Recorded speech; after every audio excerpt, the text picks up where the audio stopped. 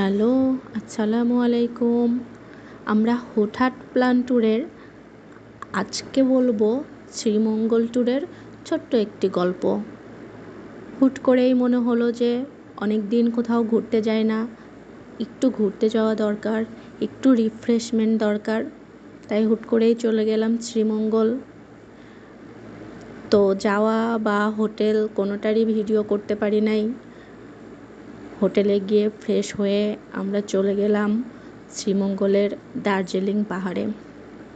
পাহাড়টা এত সুন্দর, চারিদিকে চা বাগান, সবুজ আর সবুজ, অনেক এনজয় করছি।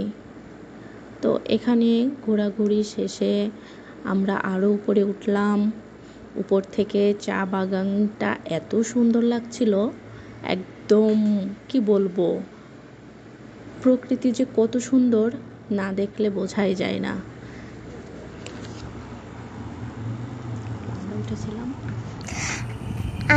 আমরা উঠেছিলাম শ্রীমঙ্গলের শান্তিবাড়ি ইকো রিসোর্টে।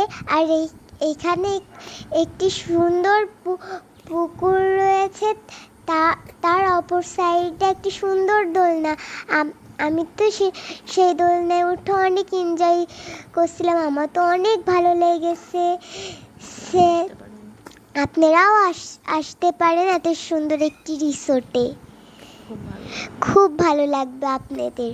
তো এই ছিল আমাদের শ্রীমঙ্গল ট্যুরের ছোট্ট একটি ভিডিও।